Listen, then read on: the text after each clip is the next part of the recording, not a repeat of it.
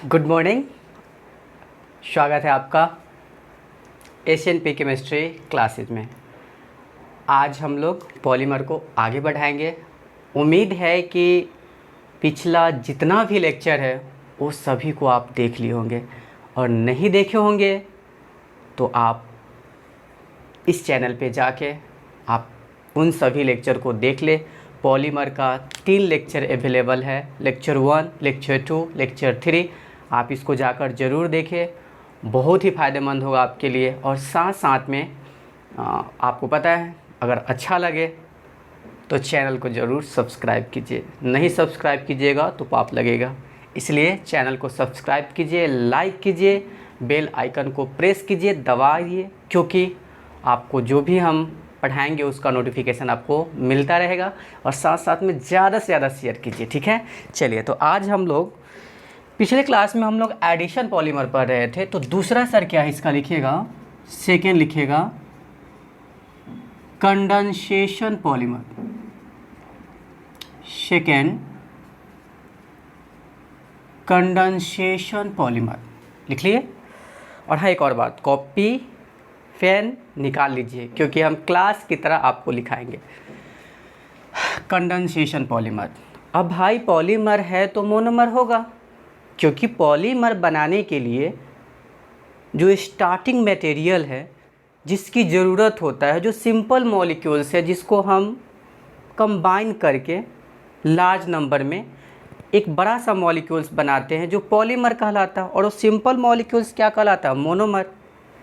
तो सवाल ये है कि कंडेंसेशन पॉलीमर में मोनोमर कैसा होगा। इतना तो पता है कि यह पॉलीमर कंडेंसेशन रिएक्शन से जुड़ेगा। दूसरी बात ये है कि इसके जो मोनोमर होंगे, वह होंगे by or tri functional group contain करेंगे। इसके मोनोमर क्या कंटेन करेंगे, by or tri functional group contain करेंगे। सर कौन कौन सा ग्रुप, तो OH हो सकता है, NH2 हो सकता है, COOH हो सकता है, याद है, अल्कोहल, एमीन, कार्बोक्जिलिक एसिड। और मोनोमर 2 या 2 से अधिक बार, क्योंकि आपको पता है कि मोनोमर को बार बार हम लोग क्या करते हैं, जोड़ते हैं, रिपीट करते हैं। और सबसे इम्पॉर्टेंट बात कि इस पॉलीमर में इलिमिनेशन होगा। इलिमिनेशन बोलिए तो इस पॉलीमर में क्या हो जाएगा, इलिमिनेशन होगा सर। किसका, सिंपल मॉलिक्यूल्स का, जैसे वाटर का, अमोनिया का, अल्कोहल का, इन सब मॉलिक्यूल्स का इलिमिनेशन होगा। तो पहली बात कि कंडेंसेशन पॉलीमर में हम लोग क्या करेंगे, बताइए जल्दी सिनेमा। इसमें हम लोग कंडेंसेशन करेंगे किसका, भाई मोनोमर का। 2 या 2 से अधिक मोनोमर होंगे जिसको हम कंडेंसेशन करेंगे। और ध्यान रखेंगे कि वह मोनोमर क्या कंटेन करेगा, एडिशन पॉलीमर में डबल बॉन्ड कंटेन किया था, यहाँ डबल बॉन्ड यानी अनसैचुरेटेड वाली बात नहीं होगी। यहाँ पर जो मोनोमर होंगे वह बाई और ट्राई 2 या 3 फंक्शनल ग्रुप कंटेन करेंगे। अब फंक्शनल ग्रुप क्या, तो अल्कोहल, NH2, अमोनिया, और बोलिए कौन सा, NH2 को क्या बोलते हैं, एमाइन, COOH को क्या बोलते हैं, कार्बोक्जिलिक एसिड। ये तमाम फंक्शनल ग्रुप कंटेन करेंगे। और दूसरी पॉइंट ये है कि इसमें एलिमिनेशन होगा, और यहाँ पर जो रिएक्शन होगा ना, वो स्टेप बाय स्टेप होगा। स्टेप बाय, मोनोमर जुड़ेंगे लेकिन स्टेप बाय स्टेप, हर एक स्टेप एक दूसरे से इंडिपेंडेंट होगा। कोई भी स्टेप पहले वाले पे, जैसे दूसरा स्टेप पहले वाले से इंडिपेंडेंट होगा, या दूसरा स्टेप तीसरा जो होगा वो दूसरे से इंडिपेंडेंट होगा। स्टेप वाइज होता है, क्या होता है, ये स्टेप वाइज होता है, ठीक है। चलिए, तो लिखिएगा कंडेंसेशन पॉलीमर में, लिखिए इसका definition, the polymer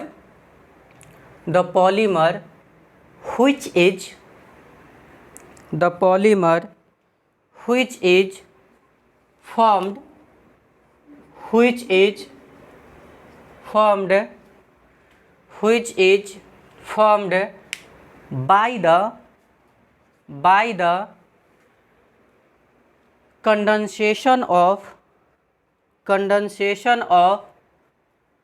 to or more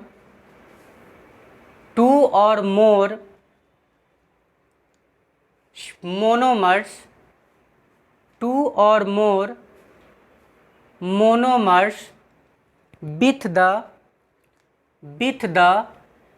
elimination of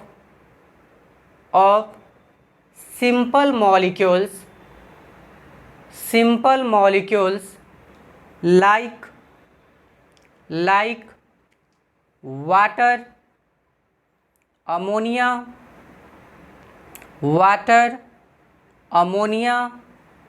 alcohol, etc. called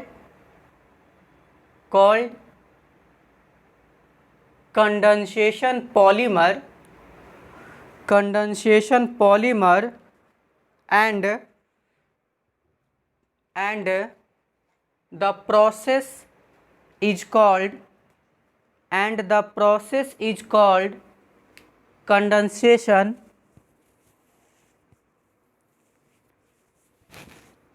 process is called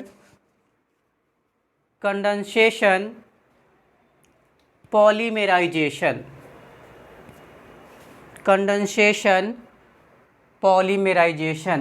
पक्का समझ में आ गया होगा। क्या बताएं कि कंडेंसेशन पॉलीमर जो होते हैं वो कैसे बनते हैं। कंडेंसेशन पॉलीमर कैसे बनते हैं, तो दो या दो से अधिक मोनोमर्स के कंडेंसेशन से, क्या चीज़ से, कंडेंसेशन से, और साथ में यह इलिमिनेट करता है क्या चीज़ को, वाटर, अमोनिया, अल्कोहल जैसे सिंपल मॉलिक्यूल्स को। और ध्यान रखिएगा कि इसके monomers by or tri functional group containing होता है। जब हम दोनों का डिफरेंस लिखाएंगे कंडेंसेशन पॉलीमर का और एडिशन पॉलीमर का, तो वहाँ पे हम आपको लिखा देंगे कि एडिशन पॉलीमर का जो मोनोमर होते हैं वो अनसेचुरेटेड होते हैं, जबकि इसके मोनोमर जो होते हैं वो by or tri functional group contain करते हैं। फंक्शनल ग्रुप याद है ना, ऑर्गेनिक कंपाउंड का वह पार्ट जो उसके केमिकल बिहेवियर के लिए रिस्पॉन्सिबल होता है, जैसे अल्कोहल, एमाइन, कार्बोऑक्जेलिक एसिड। कोई दिक्कत, कोई प्रॉब्लम। चलिए अब आगे बढ़ते हैं। और सर ज़रा बता दीजिए कि कंडेंसेशन पॉलीमर का एग्जाम्पल क्या क्या है। तो चलो हम आपको बताते हैं कंडेंसेशन पॉलीमर का एग्जाम्पल। तो लिखिए मेरे साथ में ही। चलिए एग्जाम्पल, सबसे पहले तो सभी नायलॉन को लिख लेते हैं। चलिए नायलॉन 6। दूसरा एग्जाम्पल बताइए सर, नायलॉन 6। ठीक है, और एग्जाम्पल बता दीजिए, नायलॉन 2, नायलॉन 6। ओके सर, और बोलिए नायलॉन 610। और बताइए नेक्स्ट क्या बता दे। उसके साथ साथ अगर हम लोग देखेंगे तो अगला आ जाएगा क्या चीज़, नेक्स्ट में डिक्रॉन। इसी का दूसरा नाम क्या है सर, टेरिलिन, गिलिप्टल, पीएचबी भी लिखते चलिएगा साथ साथ में, एग्जाम्पल्स हैं उसके, सब पढ़ेंगे सर। पीएचबी भी, बेकेलाइट, और क्या, मेलामाइन, यूरिया फॉर्मल्डिहाइड, ये सब है। और एक और लिख लीजिएगा प्रोटीन। ये तो यहाँ नहीं पढ़ेंगे, बायोमोलिकुल्स में पढ़ेंगे। ठीक है, इतने एग्जाम्पल्स हैं, जल्दी लिख लीजिए। आप रोक के भी लिख सकते हैं और आपके पास ऑप्शन स्क्रीनशॉट का भी है, दोनों कर लीजिएगा। तब तक हम काउंट करते हैं स्क्रीनशॉट के लिए 1 2 3। ठीक है, या तो आप रोक के लिख लीजिए या स्क्रीनशॉट से लिख लीजिए, कोई प्रॉब्लम। चलिए हटाते हैं इसको। अब ये तो हम लोग कंडेंसेशन पॉलीमर का एग्जाम्पल पूछ लिए। इस पे क्वेश्चन आएगा तो आप गर्दा उड़ा दीजिएगा। क्वेश्चन पूछ देगा कि बताओ इसमें से कौन है जो कंडेंसेशन पॉलीमर का एग्जाम्पल है। ऑप्शन दे दे, PVC, Teflon, PVC, Teflon, PAN और नेक्स्ट दे दे क्या, नायलॉन 6, टिक कीजिए नायलॉन 6, कोई प्रॉब्लम। बड़ा आसान सा तरीका। देखिए नायलॉन वाले तो सब के सब क्या है बताइए, नायलॉन वाले सब के सब क्या है, कंडेंसेशन पॉलीमर है। ठीक है, चलिए अब कंडेंसेशन पॉलीमर को भाई हम दो भाग में डिवाइड करते हैं, तो लिखिएगा, नेक्स्ट टॉपिक डालिएगा जल्दी।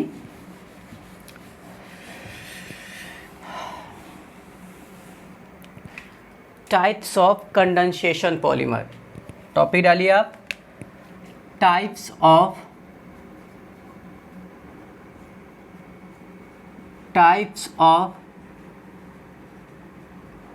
Condensation polymer. Types of condensation polymer, first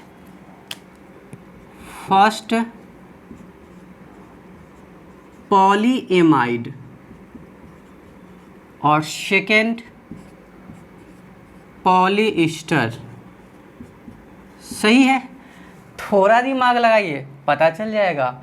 polyamide और पॉलिएस्टर, ये बता रहा है कि यह ऐसा कंडेंसेशन पॉलीमर है जिसमें एमाइड लिंकेज हो सर। एमाइड लिंकेज इसी को बोलते हैं हम लोग। इतना होना चाहिए, इतना होना चाहिए। और ये बनेगा कैसे, तो देखिए थोड़ा ध्यान से देखिए, पॉलीएमाइड जो है ये बनेगा कैसे। तो एमाइड बनाने के लिए एक तो हमको दूसरे साइड से कार्बोक्जिलिक एसिड चाहिए और एक साइड से हमको एमीन चाहिए। रास्ता है, देखिए हम इसको बना सकते हैं कैसे, यहाँ से OH पकड़ ले और यहाँ से H पकड़ ले, वाटर को एलिमिनेट कर दे, बन गया पॉलीएमाइड। मतलब इसमें देखने को पता चल रहा है कि ये जो ग्रुप है ना, ये वाला भाई साहब कार्बोक्जिलिक एसिड का है, और ये जो आपको जो ग्रुप दिखाई दे रहा है ये वाले भाई साहब एमीन का है। मतलब इसको बनाने के लिए हमको कंडेंसेट करना होगा, वाटर एलिमिनेट करना होगा।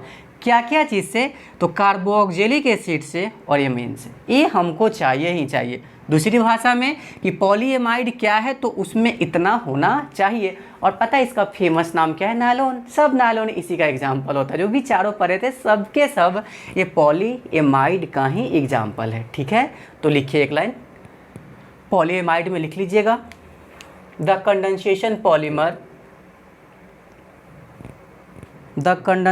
Polymer which contain the condensation polymers which contain amide bracket में इतना लिखिए पहले, एमाइड ब्रैकेट में लिखिएगा ये एमाइड, और आगे लिख दीजिए linkage, amide linkage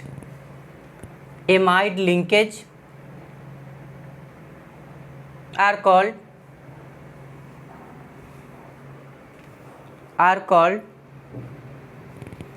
polyamide,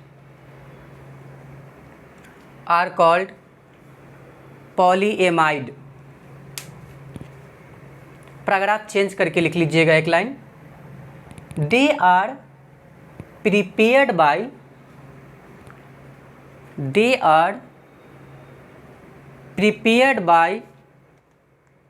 prepared by the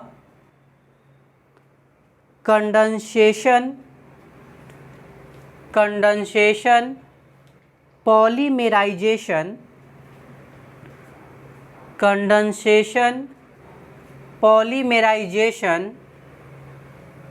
of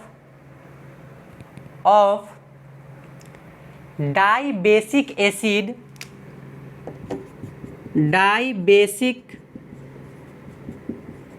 acid और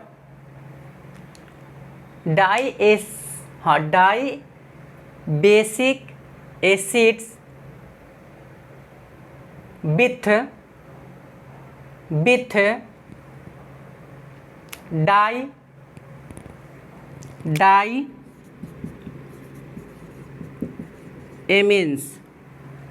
diamines और देयर इक्विवेलेंट और देयर इक्विवेलेंट और देयर इक्विवेलेंट। सर ये क्या लिखा दिए? बस यही लिखाए हैं कि अगर आपको एमाइड बनाना होगा तो कंडेंसेशन तो कराना होगा, मतलब छोटे छोटे मॉलिक्यूल्स, सिंपल मॉलिक्यूल्स को एलिमिनेट करना होगा। भाई कहाँ से करेंगे? वाटर को एलिमिनेट करने के लिए ये ज़रूरी है कि कोई एक ग्रुप OH दे और दूसरा ग्रुप H दे, तो मिलेगा कहाँ से? तो एक डाई बेसिक एसिड से और एमीन से, शॉर्ट में कार्बोक्जिलिक एसिड से और क्या चीज़ से? एमीन से। पता है क्यों समझा रहे हैं? इसलिए समझा रहे हैं कि बाद में जो पॉलीएमाइड होगा उसमें हम ध्यान रखेंगे कि हमको हर मोनोमर्स में कार्बोक्जिलिक एसिड और एमीन्स मिलने वाला है, क्योंकि जब तक हम कार्बोक्जिलिक एसिड को और एमीन्स को यहाँ पे नहीं मिलाएंगे तब तक हमको पॉलीएमाइड तो मिलने वाला नहीं है। इसको बाद में स्टार्ट करते, उससे पहले इसको ख़त्म कर लेते, ठीक है? तो पहले इसका एग्जाम्पल लिख लीजिएगा।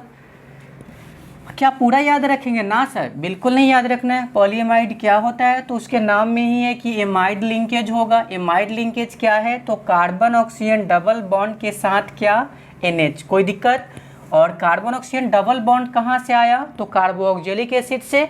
और NH कहाँ से आया? तो एमीन से। कहानी गोल हो गया, ठीक है?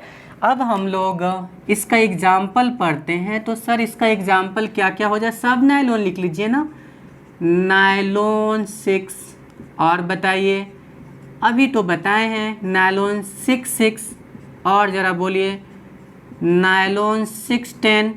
और बताइए नायलॉन 2, नायलॉन 6। कोई दिक्कत? स्क्रीनशॉट ले लिए होंगे। 1 2 3। चलिए अब हम लोग एक एक करके सबके बारे में पढ़ेंगे। नायलॉन 6 पढ़ेंगे, नायलॉन 610 पढ़ेंगे, नायलॉन 2, नायलॉन 6 पढ़ेंगे और नायलॉन 6 भी पढ़ेंगे, ठीक है? चलिए तो आते हैं, आप टॉपिक डालिए नायलॉन 6। टॉपिक डालिएगा। नेक्स्ट टॉपिक नायलॉन 6, ठीक है? चलिए सबसे पहली बात ये है कि सर बताइए इसका मोनोमर क्या है? थोड़ा अजब है बट याद करना पड़ेगा।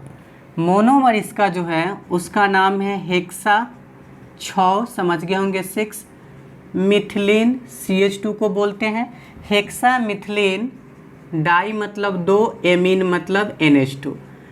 मतलब इसके एक मोनोमर में 6 टाइम्स CH2 होगा और 2 टाइम्स NH2 होगा। देखिए नाम से ही स्ट्रक्चर को हम लोग तोड़ रहे हैं। तो भाई लिखते हैं ना, CH2 6 टाइम है, हो गया।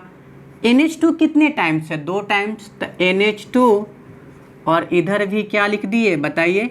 NH2। अब ऐसा लिख दे तो ये कहिए कि सर अलग हो गया ना, बिल्कुल एक ही चीज़ है, ठीक है?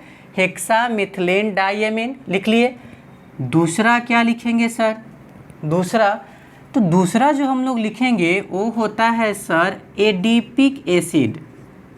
दूसरा क्या होता है? एडिपिक एसिड, सही है? अब देखिए एसिड है, कार्बोक्जिलिक एसिड आने वाला है, तो इसका जो दूसरा एक और ट्रिक है, बड़ा आसान सा ट्रिक है इसकी। सर देखिए यहाँ 6 लिखा हुआ, इसका मतलब ये है कि दोनों मोनोमर में 6 कार्बन है। क्या यहाँ 6 है? देख लीजिए, ब्रैकेट के अंदर में कार्बन एक बार है, हमने बाहर 6 से मल्टीप्लाई कर दिया तो कितना बार हो गया? 6 बार। तो इस मोनोमर में तो कार्बन की संख्या 6 है, यहाँ भी 6 है। एसिड है तो 2 बार। तो चलिए carboxylic acid, carbon oxygen double bond के साथ OH, COOH, समझ गए होंगे। CH2 कै बार ले ले? 4 बार। और इधर भी क्या? कार्बन ऑक्सीजन डबल बॉन्ड के साथ OH। देखिए 6 कार्बन है सर, बिल्कुल है। 4, 5 और 1 6 कार्बन तो है यहाँ पर। तो पहला तो क्वेश्चन यही बन गया कि नायलॉन 6 किन किन मोनोमर से मिलकर बना है? तो हेक्सा मिथिलीन डाइएमीन से और दूसरा एडिपिक एसिड से। अगर आपको रिएक्शन कराना है तो बहुत सारी बात पता चल रहा है। देखिए OH मिल चुका है, H मिल चुका है, रिमूव कीजिए, जोड़ दीजिए, एमाइड मिल जाएगा।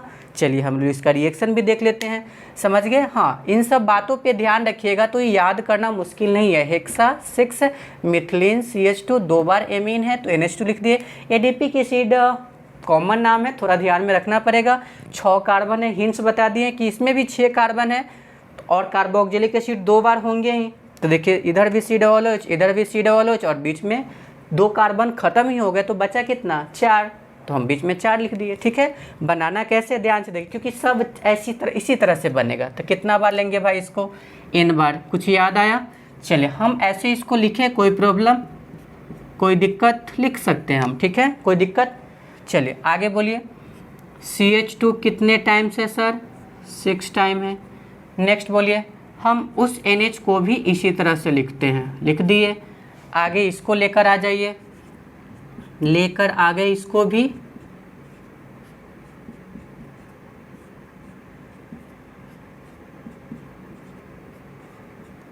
कोई प्रॉब्लम? अब गौर से देखिए, दिख रहा है रास्ता बन रहा है, यहाँ से H और यहाँ से क्या, OH। स्टेप बाय स्टेप होता है सर, हो गया या? फिर यहाँ से देखिए H और आगे कोई और भी होगा उसका OH, फिर उसी तरह से इसका OH और जो आगे कोई होगा उसका H बाहर निकल गया। कोई प्रॉब्लम, कोई दिक्कत? इसी तरह से जुड़ते हर एक स्टेप में वाटर मॉलिक्यूल्स निकलता रहेगा। जैसे एक बार एक यह होगा, एक यह होगा, तो दोनों जोड़ के एक वाटर मॉलिक्यूल्स को बाहर निकला। फिर ये बन गया है, फिर तीसरा मॉलिक्यूल्स आएगा, उससे H और OH मिलके वाटर मॉलिक्यूल्स को स्टेप बाय स्टेप होते रहते हैं। एक मॉलिक्यूल्स दूसरे मॉलिक्यूल्स से मिलकर वाटर निकाला, फिर जो बना फिर अगला से जुड़ के वाटर मॉलिक्यूल्स, इसी तरह से ये आगे की तरफ बढ़ते रहते हैं। ठीक है, समझ गए होंगे, उम्मीद है कि कोई प्रॉब्लम नहीं होगा। नाम लिखना है तो लिख लीजिए, हालांकि ऊपर लिखा हुआ है तो ज़रूरत नहीं पड़ेगा। कैसे बनाएंगे, तो यहाँ हम लोग लिख देते हैं क्या बाहर निकला, क्योंकि H2O कितने बार, n बार, माइनस का मतलब समझ गए, इलिमिनेट हो गया। ये प्रोसेस क्या कहलाता है सर, पॉलीमेराइजेशन। क्या कहलाता है, पॉलीमेराइजेशन। अब जो बचा हुआ है उसको लिख देना है। तो देखिए यहाँ क्या बचा हुआ है, हाँ तो स्टार्ट कीजिए। कैसे लिखेंगे ज़रा बोलिए, तो हम नीचे से लिख देते हैं। बोलिए ये क्या हो जाएगा, बॉन्ड। आगे बोलिए NH। नेक्स्ट बोलिए CH2 कितने बार है सर, 6 बार। आगे बोल दीजिए NH। ये समझ गए ना, ये H बाहर हुआ। NH CH2 कितने बार है, 6 बार है, NH लिख दिए। यहाँ से लेकर यहाँ तक ये इलिमिनेट है वाटर, तो यह NH किससे जुड़ जाएगा, जुड़ गया इससे। चलिए आगे बोलिए CH2 कितने बार, 4 टाइम। चलिए next, carbon oxygen double bond और घेर के कितना बार लिख दे, N बार। यही क्या कहलाएगा, नायलॉन 66 कहलाएगा। क्या कहलाएगा, नायलॉन 66 कहलाएगा। अब आप कहिएगा कि सर ये पॉलीएमाइड कैसे है, आप तो प्रूफ नहीं किए। चलिए हम कर देते हैं, गौर से देख लीजिए, ध्यान से देखिए, कुछ दिखाई दिया, वही तो है, कार्बन ऑक्सीजन डबल बॉन्ड के साथ NH, यही तो कहलाता है एमाइड। तो क्या नायलॉन 66 में एमाइड है या नहीं है, है। कैसे आया, तो कार्बोक्सिलिक एसिड का OH और इधर एमाइन का H एलिमिनेट हुआ और ये बॉन्ड ये जो है वो इससे जुड़ गया। ठीक है, चलिए अब हम हटते हैं। इससे पहले आप इसमें लिखिएगा, बाद में इसको लिखना है, पहले लिखिए इसमें नायलॉन 66 में लिखिएगा। It is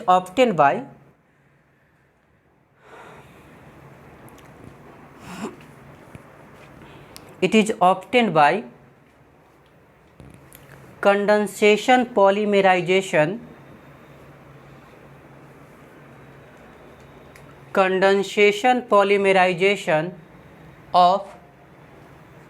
of hexamethylene diamine and adipic acid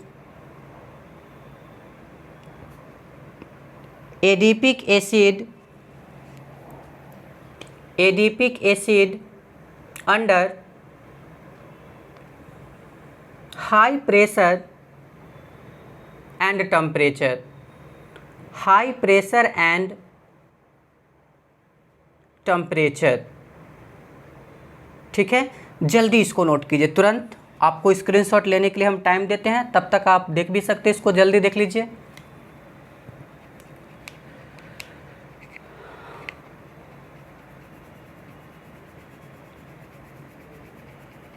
count करना स्टार्ट करेंगे, रोक के भी आप लिख सकते हैं।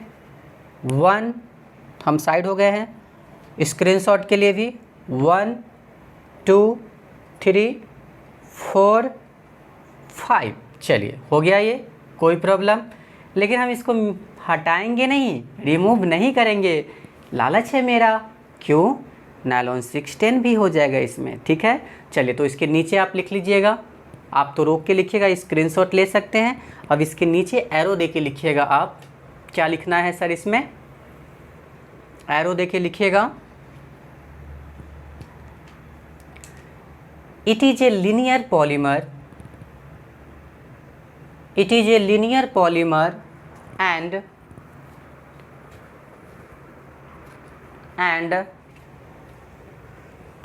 has very high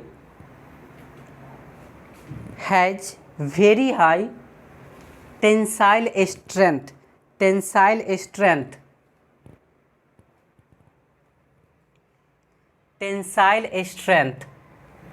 strong H bonding होता है नायलॉन में, याद है ना आपको, फाइबर होते हैं ये, ठीक है। अब ये भी लिखा दीजिए कि सर नायलॉन 6 में 6 का मतलब क्या होता है, तो लिख लीजिएगा इन नायलॉन 6, पहले ऐसे लिखिए, इन नायलॉन 6 ऐसे कर दीजिए फिर, और आगे लिखिए 6 means that in nylon 6 means that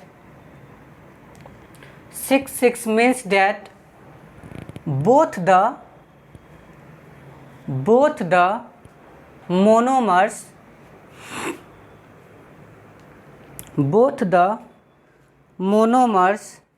contain 6 carbon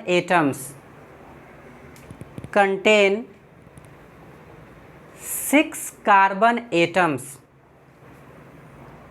6 carbon atom, समझ गए ना। देख लीजिए 6 4 5 6 दोनों मोनोमर में कार्बन एटम्स की संख्या कितना है, 6। तो कोई पूछे कि नायलॉन 6 में 6 का क्या मतलब है, तो आप बता दीजिएगा। अब तो आप सब में पता, 610 वाला भी पता हो गया, 26 वाला भी पता हो गया और 6 वाला भी पता हो गया, ठीक है। चलिए अब इसका यूज देख लेते हैं, तो लिख लीजिएगा, इसका एक लाइन और नीचे एरो देख लिख लीजिएगा। It is used in making brush में जो देखते हैं ना, वो जो वायर जैसा रहता है, हियर जैसा रहता है, वही brush, carpet seat,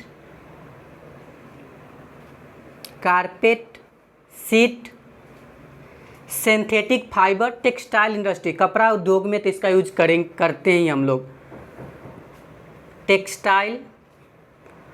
seat coma देके सिंथेटिक फाइबर आ जाएगा। ये सब सिंथेटिक फाइबर एक नेचुरल फाइबर होते हैं और एक सिंथेटिक फाइबर होते हैं। सिंथेटिक फाइबर और रस्सी, रोप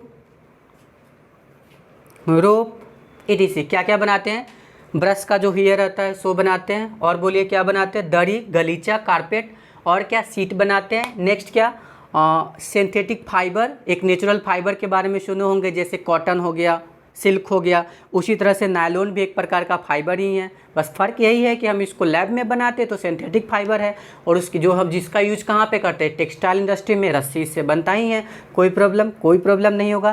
तो नेक्स्ट टॉपिक डाल लीजिए नायलॉन 610। एक अच्छी बात पता है, NCERT में नहीं है, अच्छी बात है, आप सोच लीजिए, ये तो आप पे डिपेंड करता है। चलिए नेक्स्ट टॉपिक डालेगा नायलॉन 610।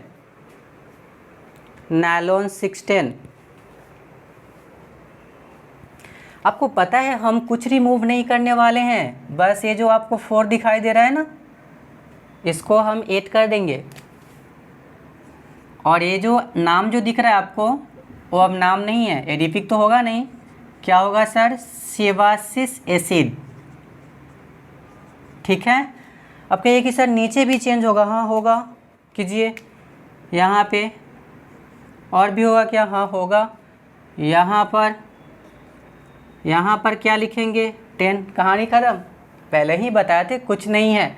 नायलॉन 6 एक तो होगा हेक्सामिथिलीन डाइएमीन, दूसरा सेबासिस एसिड होगा, एक में 6 कार्बन और एक में 10 है, 8, 9, 10, और आगे आपको पता है आगे कुछ बदलने वाला नहीं है, तो पहले तो आप लिख लीजिए इसमें एक लाइन नायलॉन 610 में, it is obtained by condensation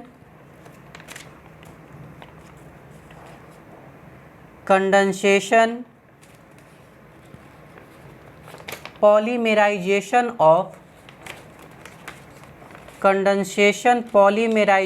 of क्या, हेक्सामिथिलीन डाइएमीन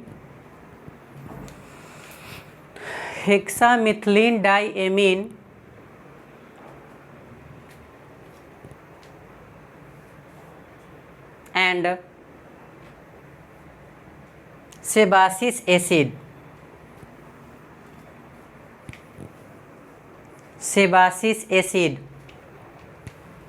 हो गया। चलिए तैयार हो जाइए लिखने के लिए,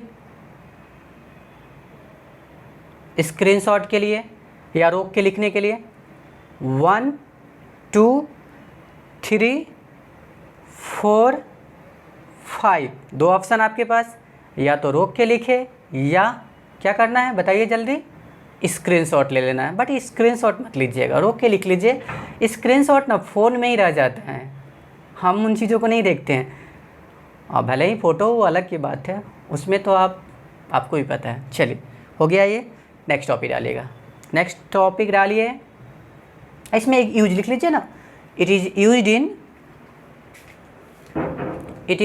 इन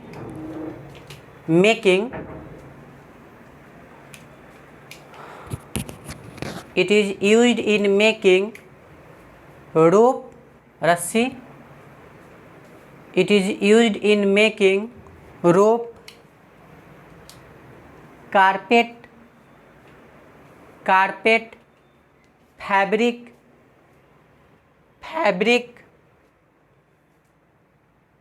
etc. हो गया।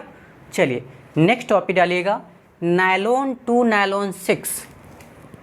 तो नेक्स्ट टॉपिक लेकर आ रहे हैं हम, क्या हटा देते हैं ना, हालांकि काम वही करेंगे बट थोड़ा चेंज होगा। नेक्स्ट टॉपिक डालिएगा, क्या सर, नायलॉन टू नायलॉन 6। ठीक है, थर्ड नंबर क्या देना है आपको पता है। चलिए सबसे मेन जो इम्पोर्टेंट बात है वही लिखते हैं सबसे पहले, मोनोमर। क्या है इसका मोनोमर, तो सर इसका फर्स्ट मोनोमर है ग्लाइसिन, सुना सा नाम होगा बायो वाले के लिए। स्ट्रक्चर NH2 CH2 और carbon oxygen double bond, 2 carbon है क्या, अरे हाँ दिख गया, अरे वाह आप तो ब्रिलियंट हो गए। चलिए अब नेक्स्ट 6 वाला, इसका नाम क्या है सर, एमिनो कैप्रोइक एसिड। क्या नाम है, एमिनो कैप्रोइक एसिड। चलिए अब 6 कार्बन है, इसी के जैसा होगा, NH2, अब CH2 कितना बार लिखना होगा, 5 बार, और इसके बगल में COOH। पता है याद रखना मुश्किल नहीं है, देखिए CH2 इधर भी है, CH2 इधर भी है, NH2 इधर भी है, NH2 इधर है। भाई साहब ये तो पहले ही पता है हमको कि ये माइड है तो COOH कार्बोक्सिलिक एसिड और एमीन होगा ही। ये भी पता है कि 2 है 6 है तो भाई 2 कार्बन, क्योंकि एक इधर हो ही गया तो एक ही कार्बन ना बीच में लिखेंगे, और इधर तो हमको NH2 चिपकाना ही है। उसी तरह से इसमें भी देख लीजिए, एमिनो कैप्रोइक एसिड में भी दिमाग लगा लीजिए ना, ये होगा ही, ये होगा ही, हम मैंने पहले ही बता रखा है। तो बचा क्या भाई, हमको 6 कार्बन चाहिए, इसमें एक हो गया तो 5 बचा हुआ है, लिख दिए मैं। अब क्या काम करना है कि सर बनेगा कैसे, आपसे क्या छुपाना, आप खुद बना लोगे। चलो लिखो N, ठीक है। कैसे लिखेंगे इसको अभी तो बताए हैं, NH, आगे बता दीजिए CH2, carbon oxygen double bond के साथ OH, इसको भी लिखे क्या, हाँ बिल्कुल लिखे, NH CH2 कितना बार, 5 बार, कार्बन ऑक्सीजन डबल बॉन्ड के साथ OH, सही है। इसका नाम लिख देते हैं ग्लाइसिन ना, और इसका नाम एमिनो कैप्रोइक एसिड। बढ़िया है। अब क्या करना है सर, बहुत आसान है, देखो गब्बर, हो गया। इधर से हटा दीजिए इसको, इस सब को हम विलुप्त कर दिए, ठीक है। अब क्या होगा, वही होगा जो मंजूर खुदा होगा। चलिए यहाँ क्या लिख दें, पॉलीमेराइजेशन, मैंने लिख दिया। सर अब आप नीचे बैठ जाइए, हाँ भाई बैठ जाते हैं। चलिए स्टार्ट कीजिए, NH, आगे बोल दीजिए CH2, दिख रहा होगा, बढ़िया है। अब ये भाई साहब इससे जुड़ जाएंगे, NH, चलो बताओ CH2 कितना बार है, 5 बार ना, लिख दिया मैंने। चलो अब इसको घेर के क्या लिखोगे, N, नाम बताओ, नायलॉन 2 नायलॉन 6, कहानी गोल। अच्छा कहोगी सर सर सर समझाइए बड़ा, जल्दी समझाइए, ये माइड कैसे है ना भाई, मिल गया जिसका मुझे था इंतज़ार, आ गया। देखिए लॉटरी फंस गया ना। चलिए तो एक बार फिर से देखते हैं, ग्लाइसिन, एमिनो कैप्रोइक एसिड, इसका H, इसका OH। चलो लिखो जल्दी, पहले इसमें एक लाइन लिख लेना, इट इज़ ऑब्टेन बाय, तो क्या सर बार बार वही लिखाना ही पड़ेगा ना, it is obtain bye,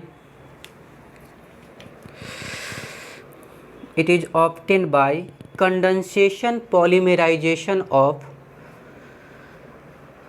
condensation polymerization of condensation polymerization of condensation polymerization of glycine and aminocaproic acid, glycine and amino caproic acid, amino caproic acid, इसको लिखना स्टार्ट कीजिए, जल्दी लिखना स्टार्ट कीजिए।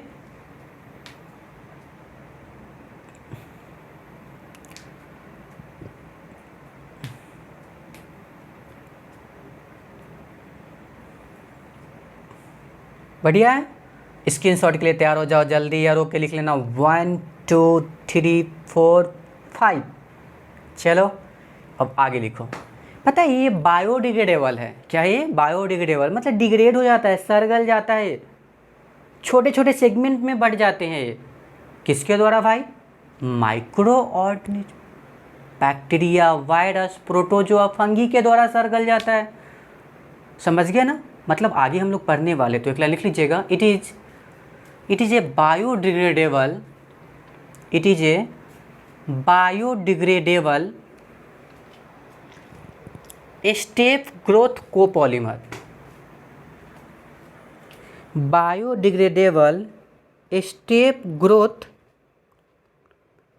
कोपॉलीमर, मतलब बहुत सारे बात बताया ये, एक तो ये बताया कि बायोडिग्रेडेबल है, दूसरा ये बता दिया कंडेंसेशन पॉलीमर है, दूसरा तीसरा अगला यही बता दिया कि इसमें 2 मोनोमर। अब एक गधों को पता है कि इसमें 2 मोनोमर है, 6। बढ़िया है। चलिए स्क्रीनशॉट भी ले लिए होंगे, कोई प्रॉब्लम। थोड़ा सा हम पानी पी लेते हैं।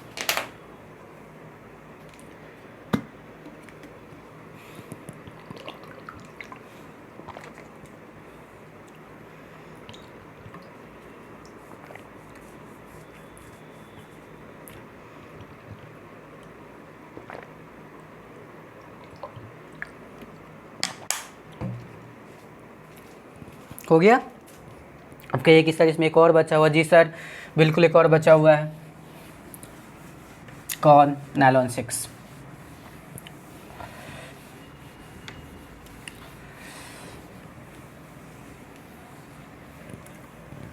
तो नेक्स्ट टॉपिक लेकर आ रहे हैं हम आपके सामने, नायलॉन 6। पहले नंबर तो VVI कर दीजिएगा। अच्छा, नायलॉन 6 मतलब एक ही मोनोमर है और इसमें कार्बन की संख्या 6 है। चिल्ला चिल्ला के बता रहा है, तुम भी ध्यान से देख लो वरना पछताओगे, बड़ा पछताओगे। चलो अब क्या करना है, इसका मोनोमर क्या होगा? सर इसका मोनोमर कैप्रोलैक्टम होगा। बड़ा इम्पोर्टेंट है, ध्यान रखिएगा, क्वेश्चन बहुत आते हैं। नायलॉन 6 का मोनोमर क्या है? कैप्रोलैक्टम। चलिए स्ट्रक्चर, 6 कार्बन है, NH, हाँ भाई लिख दिया मैंने, CH2 CH2 CH2 CH2 CH2, carbon oxygen double bond, यही कैप्रोलैक्टम है। इसी को हम लोग क्या बोलते हैं? कैप्रोलैक्टम। कोई प्रॉब्लम? पहला तो क्वेश्चन यही बन गया कि नायलॉन 6 का मोनोमर क्या है, तो कैप्रोलैक्टम। दूसरा स्ट्रक्चर आपके मन में होगा तो याद रखिएगा। तीसरा क्वेश्चन ये है कि सर नायलॉन 6 में 6 का मतलब क्या होता है? मतलब ये होता है कि इसमें कार्बन एटम्स की संख्या 6 है। देख लो, 1 2 3 4 5 6 हो गया। बनेगा कैसे? कुछ नहीं, गर्म कर दो, वाटर मिक्स करके गर्म कर दो, ये ब्रेक कर जाएगा यहाँ से। तो चलो भाई हम इसको लिखते हैं n बार। कहिए कि सर यहाँ वो कंसेप्ट क्यों नहीं? भाई अकेला है, समझ रहे हैं ना, हीटिंग करना है इसको। बोलिए, तो लिख दीजिए NH CH2 CH2 CH2 CH2 CH2, carbon oxygen double bond के साथ ये वाला।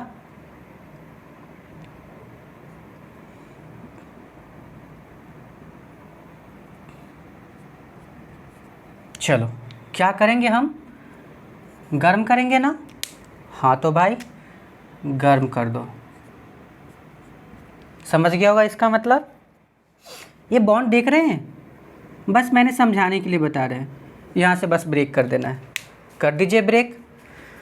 कैसे ब्रेक करेंगे? ब्रेक करने के बाद बोलिएगा उधर क्या बचा सर? NH। बढ़िया है। अच्छा कितने बार है? 1 2 3 4 5 बार। एक ही चीज़ 5 बार रिपीट हो रहा है।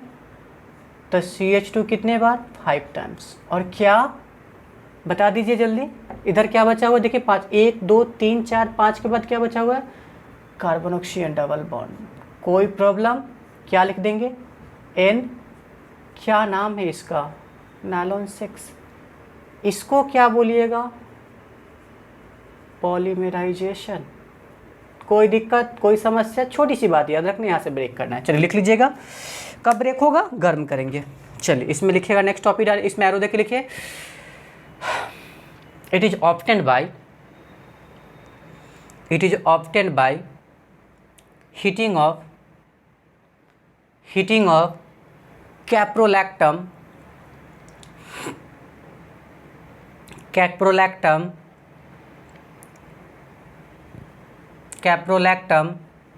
with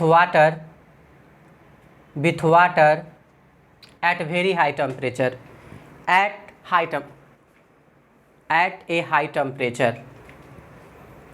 a high temperature। हो गया।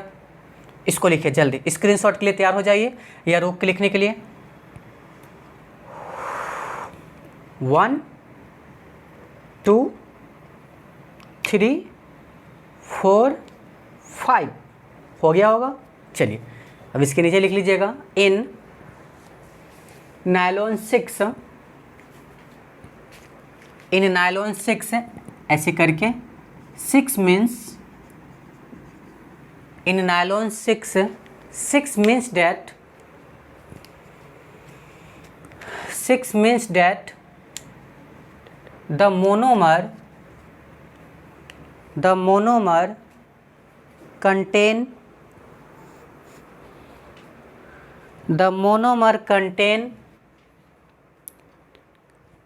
6 carbon atoms, 6 carbon atoms, 6 carbon atoms। बढ़िया है, स्क्रीनशॉट भी लिख लिए, ले ही लिए होंगे। नीचे एक और लाइन इसका यूज देख लेते हैं, तो नीचे आरो देख लिखिएगा it is used in making rope, रस्सी, रोप फैब्रिक, समझ रहे होंगे, कपड़ा ये सब बनाते हैं उससे, fabric, tyre code, tyre code ETC। ध्यान रखिएगा नायलॉन 6 को जर्मनी USA में ये बोलते हैं, लेकिन जर्मनी में इसको हम पर्लॉन एल बोलते हैं। तो लिख लीजिएगा इट इज ऑल्सो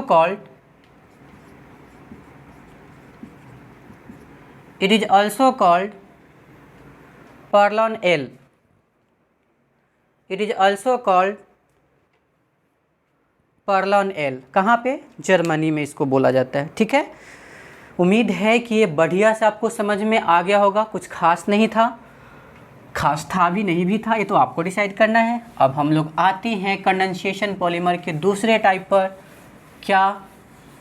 तो देखिए ज़रा दूसरा टाइप क्या है कंडेंसेशन पॉलीमर का। तो जो इसका दूसरा टाइप है सर वो है, क्या है? तो इसके सेकेंड टाइप है पॉलिस्टर।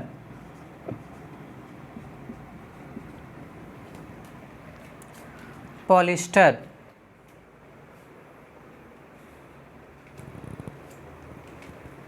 बताना पड़ेगा क्या?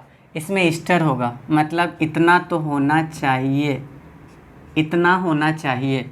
यहाँ आर भी आप लिख सकते हैं, कोई प्रॉब्लम नहीं है, बट ईस्टर हम लिंकेज लिखते हैं तो इसको ऐसे कर देते हैं, इतना होना चाहिए। ठीक है, आर भी लिख सकते हैं आप, यहाँ पे कोई प्रॉब्लम नहीं है, इतना होना चाहिए। तो इसी अब पता है आपको ईस्टर कैसे बनता है? ईस्टर बनाने के लिए एक तो हमको कार्बोक्जिलिक एसिड चाहिए ही चाहिए, क्योंकि देखिए ना कार्बन ऑक्सीजन डबल बॉन्ड है, तो ये कार्बोक्जिलिक एसिड वाला साइड से ही आएगा OH निकालने के बाद। जैसे देख लीजिए COOH है ना भाई, तो ये तो समझ में आ रहा है कितना इससे आया हुआ है। ऑक्सीजन कहाँ से आए? तो अल्कोहल से आएगा। देखिए समझ में आ रहा है, इससे आके चिपक जाएगा। मतलब ये तो कंफर्म है कि पॉलिस्टर में 2 ग्रुप होंगे ही, एक क्या होंगे तो सर कार्बोक्जिलिक एसिड होगा, और दूसरा क्या होगा तो डाइऑल। डाइऑल क्या? अल्कोहल। 2 बार होगा। डाई मतलब 2, ओएल मतलब ओएल किसको रिप्रेजेंट करता है? अल्कोहल को रिप्रेजेंट करता है। तो ओवरऑल ध्यान रखिएगा पॉलिस्टर में ईस्टर होगा। और ईस्टर कैसे बनेगा? ईस्टर कैसे बनेगा? तो ईस्टर बनाने के लिए हमको क्या करना होगा बताइए? अल्कोहल को और कार्बोक्जिलिक एसिड से कंडेंसेशन कराना होगा, मतलब वाटर मॉलिक्यूल्स को एलिमिनेट करना होगा। ठीक है, तो लिखिएगा इसमें पॉलिस्टर में लिखिए the condensation polymers which contain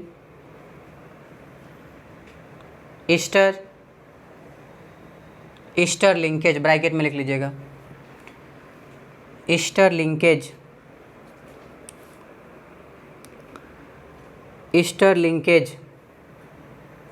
are called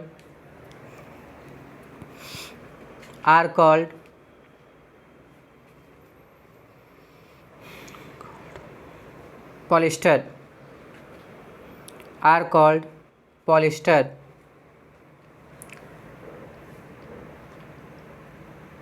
नीचे पैराग्राफ चेंज करके लिखिएगा, they are prepared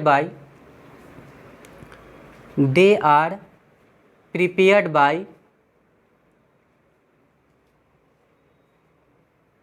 condensation polymerization of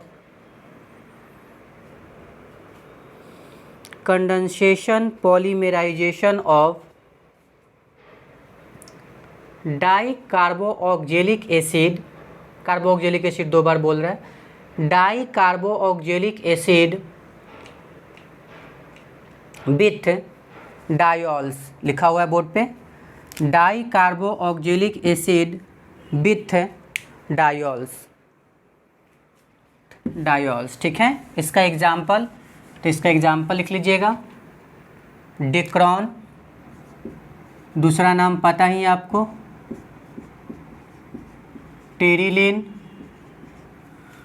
और क्या लिखिएगा sir, next example glyptal,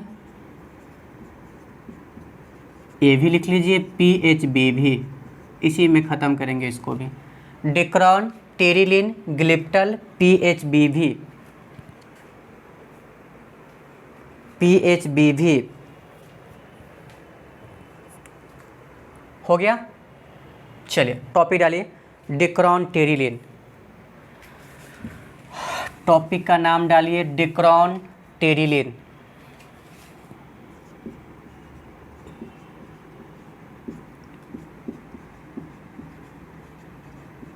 Terylene, चलो कहानी वहीं से स्टार्ट होती है।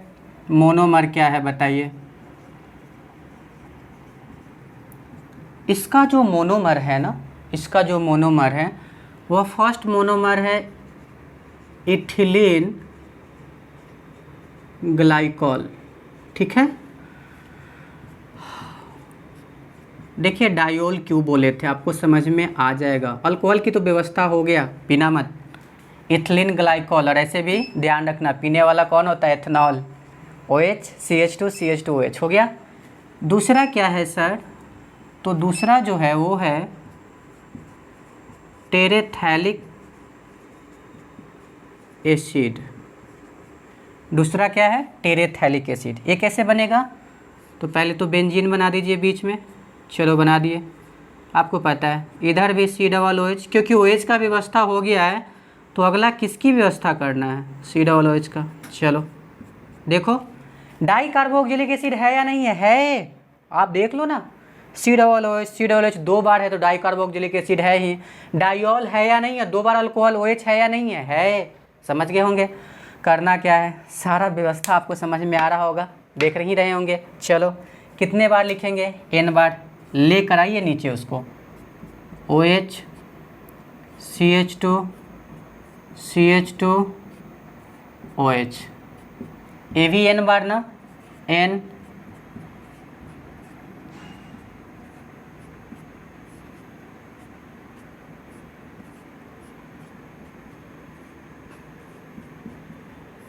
क्या कीजिएगा, थोड़ा दिमाग लगाइए। हाँ देख लो भाई, मैंने तो पहले ही बता रखा था। हो गया, इधर से क्या हटाएंगे, इधर से क्या हटाएंगे, क्या बाहर हुआ, NH2 क्या कहलाएगा, पॉलीमराइजेशन। अब नीचे बैठ जाते हैं और लिखते हैं, बताइए ज़रा, बताइए मेरे साथ, ऑक्सीजन, बढ़िया है, आगे बोलिए, CH2 ऑक्सीजन, लिख लिए। अब ये ऑक्सीजन इसी से जुड़ेगा ना, लिख दिए। बीच में क्या है, बेंजीन, नेक्स्ट बोलिए, लिख दिया मैंने। और घेर के इसको कितना बार, N बार, यही क्या कहलाएगा, डिक्रॉन या टेरिलिन। कहिए कि सर एस्टर किधर है, बताइए, देख लीजिए, दिख जाएगा आपको, दिखाई दिया क्या, कैसे बना था, तो इथिलीन ग्लाइकॉल को और टेरेथैलिक एसिड को जोड़ने से, ठीक है। तो लिखिएगा it is obtain bye, 1 minute, इस अलार्म की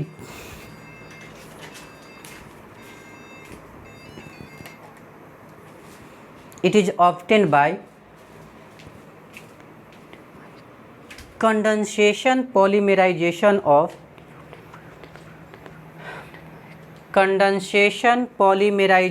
of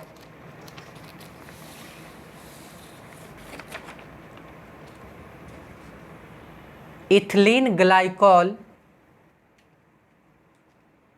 and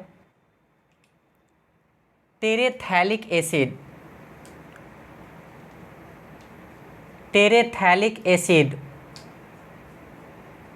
हो गया।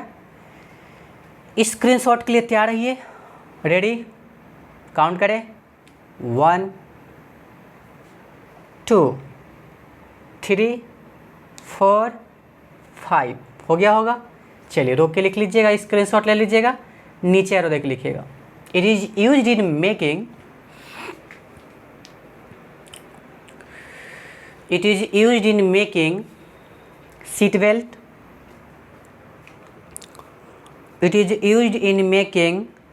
सीट बेल्ट, टायर कोड, अभी बताएं,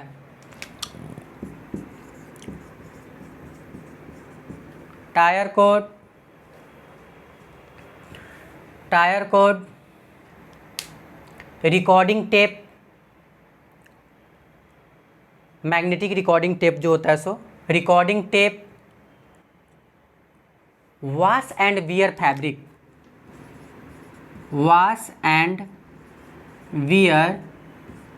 फैब्रिक, वह कपड़ा जिसको धो और पहनो, fabric, wash and wear fabric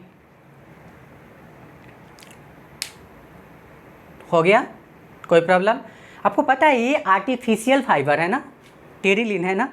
Terry cotton का नाम सुने? टेरी कॉटन, कुछ याद आया? टेरी सिल्क मतलब क्या? अरे भाई साहब, ऊन में सिल्क में हम इसको मिक्स कर सकते हैं, तब लोग कहते हैं कि टेरी कॉटन का कपड़ा। इसका मतलब क्या कि टेरिलिन और कॉटन को मिक्स किया गया है, टेरिलिन और सिल्क को मिक्स किया गया है, तो इसको हम ऊन के साथ मिक्स कर सकते हैं। तो लिखिएगा ऊन और कॉटन के साथ मिक्स कर सकते हैं। तो इसमें एरो देखिए, एक लाइन लिख लीजिएगा, it can be mixed with cotton and wool.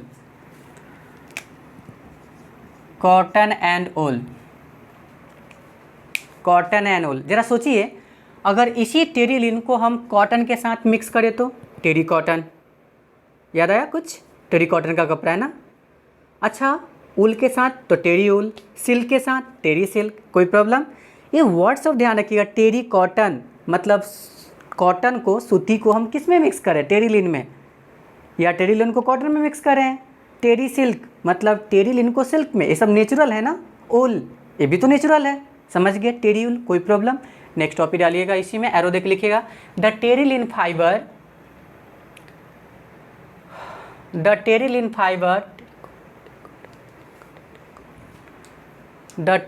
Fibre is strong, flexible, मजबूत, फ्लेक्सिबल, लचीला, फ्लेक्सिबल एंड ड्यूरेबल, टिकाऊ एंड ड्यूरेबल हो गया। उम्मीद है कि आप ये देख लीजिएगा। दूसरा क्या? दूसरा है ग्लिप्टल। तो लिखते हैं नेक्स्ट टॉपिक ग्लिप्टल।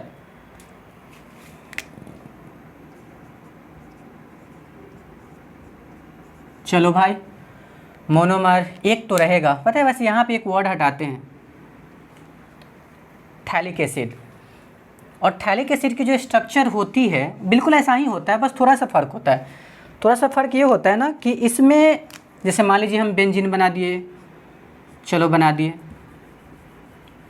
बगल में लिख देते, ठीक है, बेंजीन बना दिए, चलो बना दिए। बेंजीन के बगल देखिए, यहाँ था आमने सामने, एक यहाँ था तो एक यहाँ था, लेकिन इसमें क्या होगा कि अगल बगल में होगा। कौन सा ग्रुप भाई? COOH, यहाँ भी कौन सा ग्रुप होगा? COOH। कोई प्रॉब्लम, कोई दिक्कत, समस्या नहीं होना चाहिए। थोड़ा दिमाग लगे, दोनों याद हो जाएगा, दोनों का काम निपटा दिए। बस एक सेम ही है, दूसरा क्या है, बस ध्यान रखना है कि अगर टेरिथैलिक होगा तो यहाँ यहाँ होगा, ठीक है, और थैलिक होगा तो आमने अगल बगल में होगा, और इसमें उसमें आमने सामने था। अब करना क्या है भाई, उसको उठा के लाओ यहाँ पर जल्दी। हम इधर के हटा देते हैं, एक तो रहने वाला है, इधर का हटा देते हैं। चलो, और इसके बारे में क्या ख्याल है ज़रा बताइए। यही भाई साहब है ना, नीचे लाते हैं ना, बेंजीन बना देते हैं, नीचे बन गया। चलो देखो, समझ गए होंगे, देख लीजिए एक बार। ए क्या है? इथिलीन ग्लाइकॉल है ना, और ये क्या है? Phthalic acid. करना क्या है, क्या बताएं आपको, पता है आपको?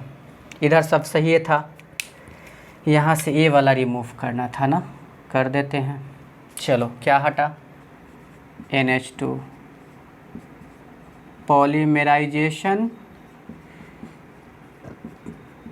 क्या कीजिएगा आप, बताइए, लिखिए ना, बोलिए। ऑक्सीजन CH2 ऑक्सीजन जुड़ गया इससे,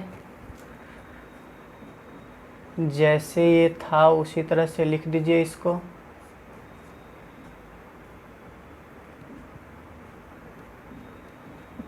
हो गया। कितना बार? यही क्या कहलाएगा? ग्लिप्टल, या इसी को अल्काइल रेजिन भी बोलते हैं, ठीक है। सर बताइए, क्या ये ईस्टर है ना? चेक तो कीजिए आप, मिल गया होगा। हाँ, तो लिखिए इसमें, it is obtain bye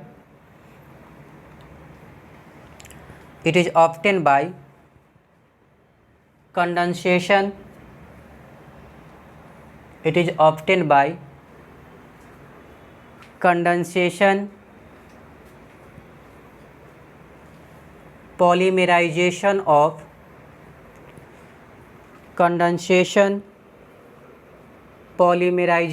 of क्या? Ethylene glycol and phthalic acid. Ethylene glycol and phthalic acid, ethylene glycol and phthalic acid. चलिए, स्क्रीनशॉट के लिए रेडी हो जाइए, या रोकने के लिए। 1 2 3 4 5, बढ़िया है। चलिए, लिख लिए होंगे, नीचे एरो देख लिखिए, नीचे एरो देख लिखिएगा। It is a 3-dimensional polyester. It is a 3-dimensional polyester having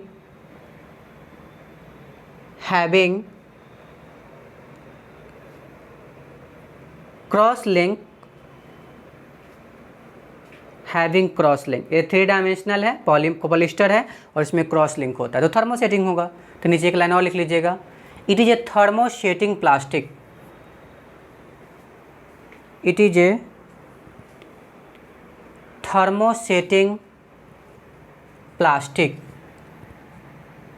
it is a thermosetting plastic. हो गया, कोई प्रॉब्लम? यूज लिख लीजिए, it is used in paint, it is used in paint,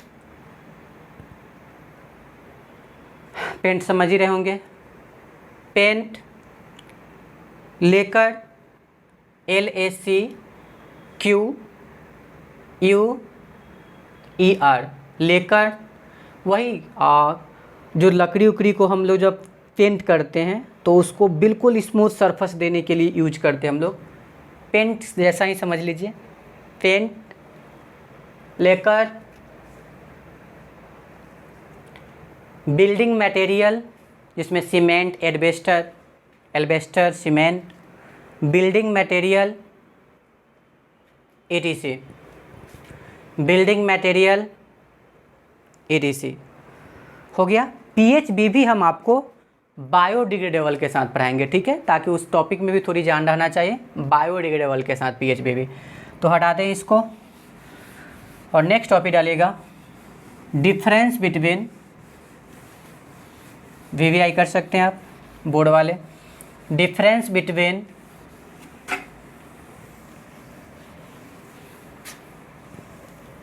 condensation polymer, difference between addition polymer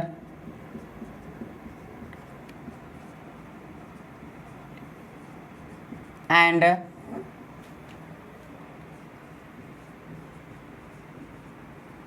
condensation polymer,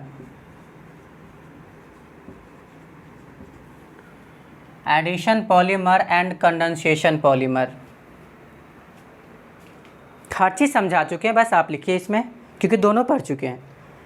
तो लिखिए इसमें first, it is formed by addition polymer में first point लिखिए, it is formed by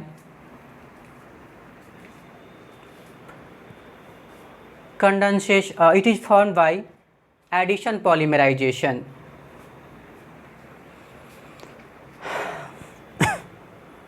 addition polymerization इधर लिखिए, it is formed by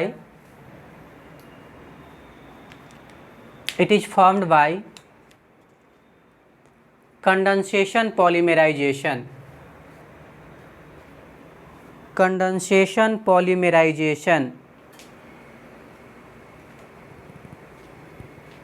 addition में दूसरा लिखिए, nothing is lost during polymerization, nothing is lost during polymerization, during polymerization। इस शहर में लिखिए small molecules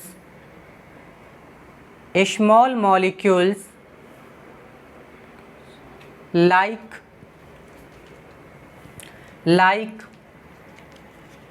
water, ammonia,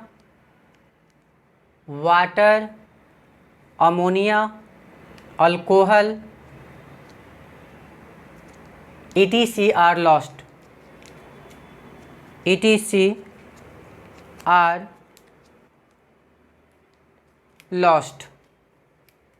third लिखिए, it is also called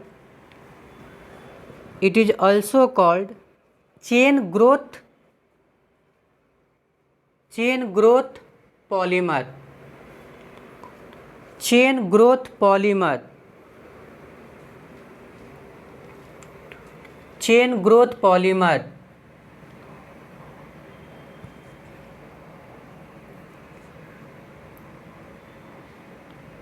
हो गया। इधर लिखिएगा, it is also called step growth polymer, it is also called step growth polymer, next लिखिएगा एडिशन में, the monomers are generally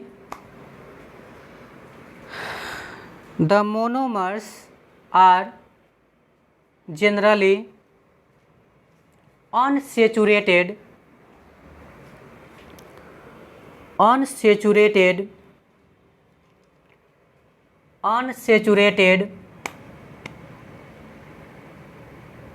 compounds। इधर लिखिए, the monomers contain the monomers contain bi or tri functional group, bi or tri functional group, bi or tri functional group. हो गया। Next लिखिएगा, they have same empirical formula, important है, बहुत question आता है। They have same empirical formula as the monomer, same empirical formula as the monomer. उधर लिखिएगा, they have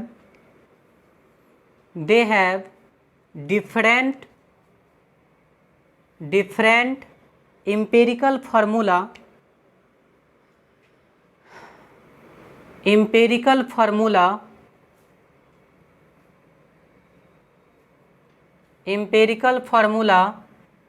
as the monomer।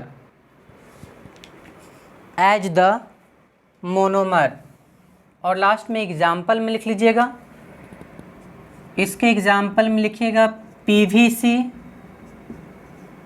Teflon, PAN, etc. उसके एग्जाम्पल में लिख लीजिए नायलॉन, और बताइए Bakelite, Dacron, etc. Nylon, Bakelite, Dacron, etc. एक minute.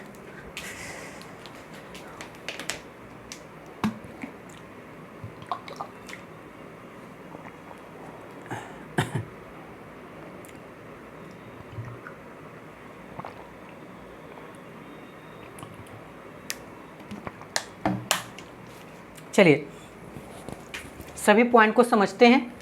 First point बताने की ज़रूरत नहीं है, ये एडिशन रिएक्शन से बनते हैं और कंडेंसेशन से बनते हैं। ये मोनोमर्स को हम लोग बार बार रिपीट करके बनाते हैं ना, ऐड करके बनाते हैं ना, और वो कंडेंसेट करके बनाते हैं। ठीक है। दूसरे पॉइंट ये है कि यहाँ पर किसी चीज़ का एलिमिनेशन नहीं होता, कहने की ज़रूरत नहीं आपको। यहाँ पे कोई भी चीज़ एलिमिनेट नहीं करते हैं, ना तो वाटर, ना अल्कोहल, ना अमोनिया। वहाँ पे हम लोग एलिमिनेट कर ही हैं, अभी किए हैं, आप देखे ही हैं। एडिशन में आपको पता ही है कोई एलिमिनेट नहीं होता, उसमें डबल को सिंगल करो, सिंगल को डबल करो, ये ट्रिक चलता रहता है। लेकिन यहाँ पर हम लोग एलिमिनेट कर रहे हैं, वाटर मॉलिक्यूल्स का किए हैं, अल्कोहल का भी कर सकते हैं, अमोनिया का भी कर सकते हैं, तो यहाँ पे एलिमिनेट करेंगे हम लोग। तीसरे पॉइंट ये है कि ये वाला जो भाई साहब है ना, जो थर्ड पॉइंट मैंने बताया कि थर्ड पॉइंट में ये बोला गया है कि ये जो पॉलीमर्स होते हैं, ये जो पॉलीमर्स होते हैं उसका नाम होता है चेन ग्रोथ। हम बाद में इसका मैकेनिज्म पढ़ाएंगे तो बताएंगे कि जब ये पॉलीमराइजेशन होता है, जब ये पॉलीमराइजेशन, एडिशन पॉलीमराइजेशन होता है, तो बताएंगे कि इसमें चेन इनिशिएट करता है। कोई ऐसा चीज़ होता है जो चेन को स्टार्ट करने का काम करता है, चेन इनिशिएट, फिर चेन प्रोपोगेट, मतलब चेन पहले स्टार्ट हुआ, फिर आगे बढ़ा, और फिर टर्मिनेट, अंत हुआ।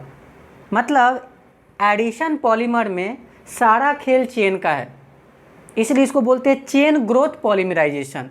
इसमें 3 स्टेप होते हैं। पहला स्टेप में हम लोग चेन स्टार्ट करते, इनिशिएट करते, कोई इनिशिएटर रहता है, स्टार्ट करने वाला रहता है, जो चेन को स्टार्ट करने का काम करता है। जब चेन स्टार्ट हुआ है तो ऑब्वियसली आगे भी बढ़ेगा, तो उसको हम लोग बोलते हैं चेन प्रोपोगेशन। और जब आगे बढ़ रहा है तो हमको रोकना भी पड़ेगा, तो फिर टर्मिनेट भी करते हैं, तो चेन टर्मिनेशन भी होता है। क्या क्या? चेन इनिशिएशन, मतलब कि चेन को इनिशिएट करो, चेन प्रोपोगेशन, चेन को प्रोपोगेट करो, और चेन टर्मिनेशन, चेन को टर्मिनेट करो। ये ऐसा होता है। मैंने मैकेनिज्म इसका बताना है, तो टेंशन ना लेना, ठीक है। इसका मैकेनिज्म मैं बताऊंगा, ठीक है। उसमें क्या होता है, कंडेंसेशन का तो मैकेनिज्म आपको नहीं पढ़ना, बट मैं थोड़ा सा समझाता हूँ इसका भाग कि कंडेंसेशन पॉलीमर में स्टेप ग्रोथ क्यों बोले। तो देखिए इसमें हाँ एक और बात ध्यान रखना, आप खुद सोचो ना, चेन स्टार्ट हुआ, ठीक है, इनिशिएट हुआ, इनिशिएट स्टार्ट करना, चेन प्रोपोगेट आगे बढ़ा, चेन टर्मिनेट अंत हुआ। अरे भाई साहब, अगर चेन इनिशिएट नहीं होगा तो क्या प्रोपोगेट होगा? ना। प्रोपोगेट नहीं हुआ तो क्या टर्मिनेट होगा? ना। मतलब इसमें हर एक स्टेप एक दूसरे पर डिपेंड कर रहा है, एक पार्टिकल्स दूसरे पार्टिकल्स पे हर जगह डिपेंड कर रहा है, एक मॉलिक्यूल्स दूसरे पर डिपेंड, इनिशिएट, प्रोपोगेट, टर्मिनेट। लेकिन यहाँ पर ऐसा नहीं है। यहाँ पर क्या है, मान लीजिए कि आपके पास दो मोनोमर है ए और बी, ठीक है। तो पता है क्या होगा कि फर्स्ट स्टेप मान लीजिए ऐसा कुछ हो रहा है, तो स्टेप फर्स्ट में पता है क्या, कंडेंसेट करना है। तो ये दोनों मिलकर ए बी बना लिया, तो सर इसको डाइमर बोलेंगे क्योंकि दोनों मिल गया है, मिल गया। ये स्टेप 1 है, ये ऐसा किया। लेकिन पता है दूसरा स्टेप में ए बी जो है ये दोनों में से किसी को एक से कर लिया, ए स्टेप 2 हो गया। अब पता है क्या बना लेगा, ए बी ए बन गया, देख लीजिए ट्राइमर बन गया। अब ए वाले जो भाई साहब वो देखिए ए बी ए, और फिर क्या बचा हुआ, बी ले आया ऊपर से, ए स्टेप 3rd हो गया। कौन सा स्टेप हो गया, 3rd। अब क्या बन गया जरा बोलिए, ए बी, और बोलिए ए बी, देख रहे हैं रिपीट हो रहा है, A B A B A B. तो इसमें स्टेप बाय स्टेप होता है, वाटर मॉलिक्यूल्स को स्टेप बाय स्टेप रिमूव करते हैं। कोई कोई ऐसे भी सोच सकता है कि शुरू में ए बी बना है तो फिर यही ए बी से रिएक्शन करके ऐसा बना लेगा। तो यही बात है कि ये स्टेप ग्रोथ है, जबकि वो चेन इनिशिएट। इसमें एक स्टेप दूसरे स्टेप से मतलब ना रख रहा है, उसमें मतलब रखता है, ठीक है, समझ गए होंगे। 3rd पॉइंट मैंने क्या बताया कि वो ऑन इसके monomers, next point 4th point ये बताया कि इसके जो मोनोमर्स होते हैं ना, इसके जो मोनोमर्स होते हैं वो क्या कंटेन करते हैं, इसके जो मोनोमर्स होते हैं वो अनसेचुरेटेड होते हैं। और अनसेचुरेटेड मतलब क्या, carbon carbon double bond, carbon carbon double bond. आप देखिए हैं कि एडिशन पॉलीमर में कार्बन कार्बन डबल बॉन्ड है, कार्बन कार्बन, कोई दिक्कत, ट्रिपल बॉन्ड। तो इसमें कार्बन कार्बन डबल बॉन्ड होंगे। लेकिन उसका कंडेंसेशन में क्या देखे थे कि इसके monomers by try functional group contain करते हैं। मतलब इसमें OH होता है, NH2 होता है, COOH होता है। क्या क्या होता है, OH होता है, NH2 होता है, COOH होता है। तो ध्यान रखिएगा कि इसके मोनोमर जो होंगे वो अनसेचुरेटेड होंगे। क्या होंगे, अनसेचुरेटेड। और इसके जो मोनोमर्स होंगे वो क्या होंगे, by or tri functional group contain करेंगे, ठीक है। नेक्स्ट बात क्या बताए हैं सर, एग्जाम्पल तो आप वो समझ गए होंगे, एग्जाम्पल में कोई खास बात नहीं है। लेकिन नेक्स्ट एक और पॉइंट बताएं सर, इसका जो इम्पेरिकल फार्मूला, जो मोनोमर का फार्मूला होगा ना, जैसे मान लीजिए कि टेफ्लॉन में, ज़रा ध्यान से देखिए तो टेफ्लॉन का मोनोमर ऐसा ही है ना, है, देख लीजिए। अच्छा इसका क्या बोलते हैं, इसका जो टेफ्लॉन का जो फार्मूला वो कैसा होता है, तो CF2 और ऐसा करके होता है ना। आप गौर कीजिए ज़रा, ध्यान से देखिए आप, कार्बन एक बार यहाँ, एक बार F2 F2 C F2, भाई कोई चेंजिंग नहीं हो रहा है, इसके मोनोमर और इसके पॉलीमर में कोई चेंजिंग नहीं हो रहा है। लेकिन सर यहाँ तो हो रहा है ना, यहाँ तो आप गायब कर रहे हो, H को हटा रहे हो, OH को हटा रहे हो, अमोनिया को हटा रहे हो, वाटर को हटा रहे हो, अल्कोहल मेथनॉल को हटा रहे हो। तो भाई यहाँ तो रिमूव हो रहा है, तो सेम फार्मूला कहाँ से आएगा, नहीं आएगा, कुछ तो घट रहा है ना। वाटर को मॉलिक्यूल्स को बाहर करे तो फार्मूला वही तो नहीं रहेगा। तो यही बात है कि यहाँ पर जैसे मोनोमर्स के फार्मूला होंगे उसी तरह से पॉलीमर के भी फार्मूला होंगे, एम्पेरिकल फार्मूला वैसा ही होगा। लेकिन यहाँ पर ऐसी उम्मीद नहीं किया जा सकता, और एग्जाम्पल में तो कोई खास बात है ही नहीं, कोई दिक्कत। चलिए अब नेक्स्ट टॉपिक हम लोग डालते हैं बायोपॉलीमर्स।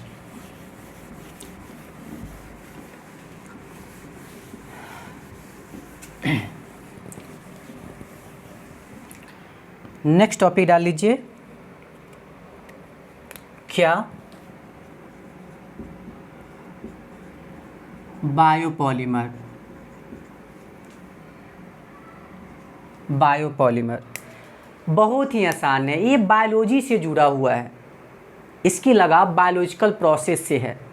अब जैसे कुछ बता दीजिए, हम प्रोटीन खुआई एनर्जी के लिए, एनर्जी के लिए प्रोटीन। सेलुलोज का नाम सुने होंगे, पेड़ पौधा का मैक्सिमम पार्ट उसी से बना रहता है। स्टार्च का नाम सुने होंगे, DNA RNA का नाम सुने, जेनेटिक याद आया कुछ, हेरिडिटी ट्रांसमिशन करता है, ट्रांसमिशन करता है वन जनरेशन से अनदर जनरेशन में। ये जो नाम हम जो अभी बोल रहे हैं ये सब बायोलॉजिकल है ना। तो वैसा कोई भी पॉलीमर जो बहुत तरह के बायोलॉजिकल प्रोसेस को कंट्रोल करता है, नियंत्रित करता है, जैसे प्रोटीन हमारे एनर्जी से संबंधित शरीर में जो भी बातें हो रही है, सेलुलोज पेड़ का मैक्सिमम पार्ट सेलुलोज से बना रहता है, प्लांट का, कोई दिक्कत। तो लिखेगा बायोपॉलीमर्स में, इसका बायोपॉलीमर्स का डिफिनीशन लिखे, the polymers the polymers which control the polymers which control various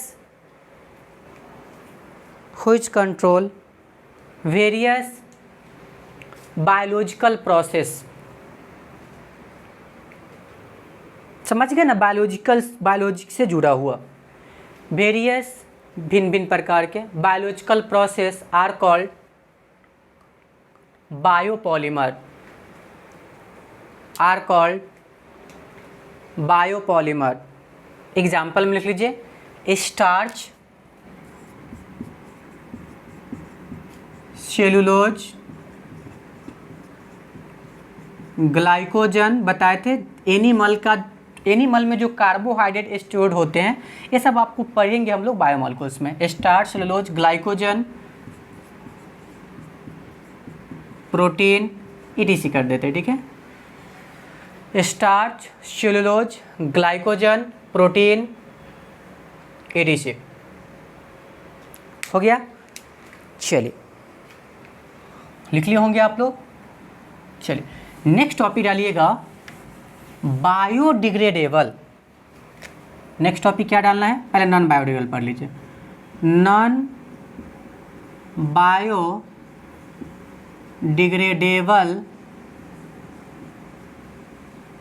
polymer. Next topic डालिए non biodegradable polymer. Non biodegradable polymer. चलो सिंपल से एक एग्जांपल ले लो, पॉलीथीन सब जानता है, ठीक है।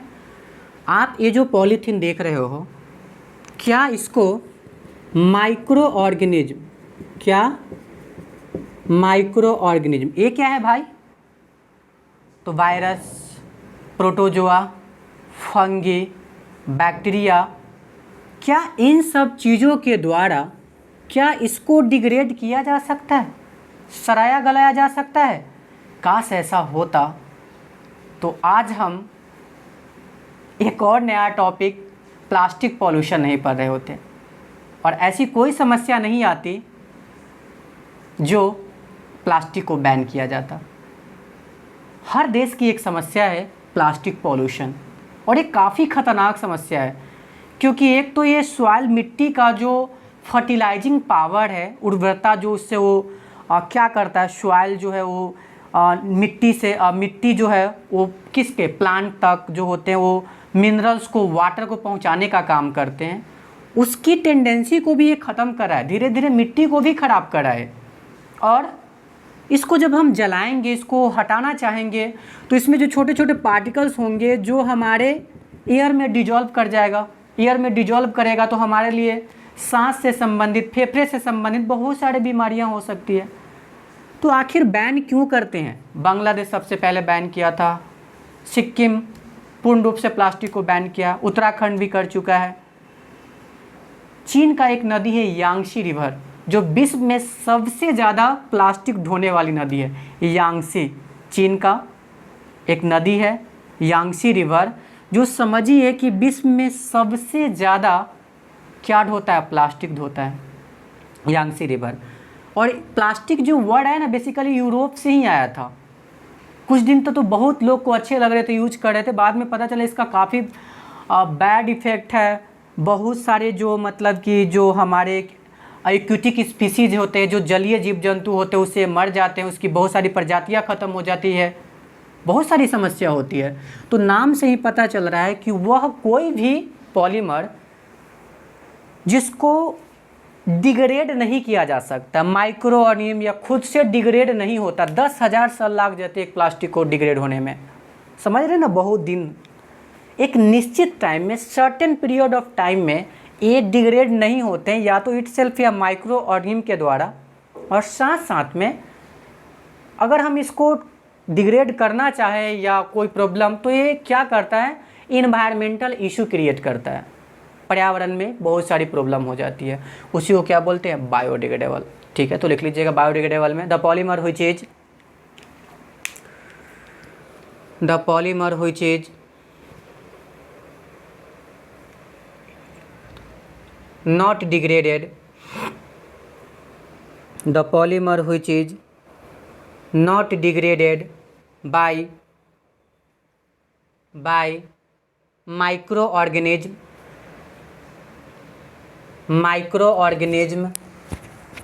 or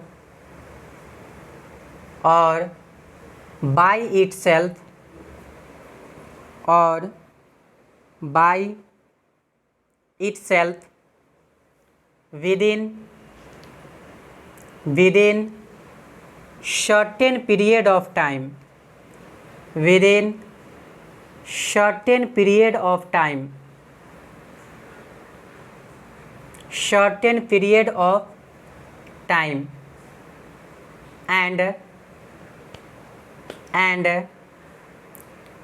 its degraded प्रोडक्ट, जब इसको डिग्रेड कर दीजिएगा तो it's degraded products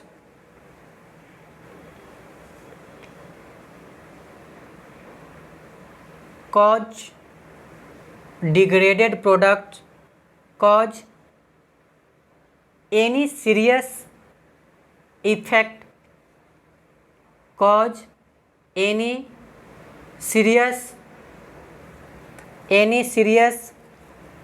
effect, effect on the environment,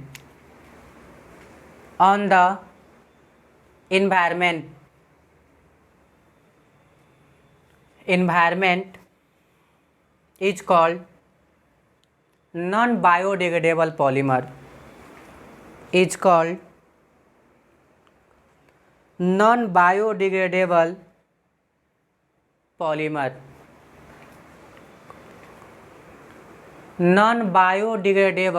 polymer, समझ गए ना, जो खुद से या माइक्रो ऑर्गेनिज्म के द्वारा डिग्रेड नहीं होता है।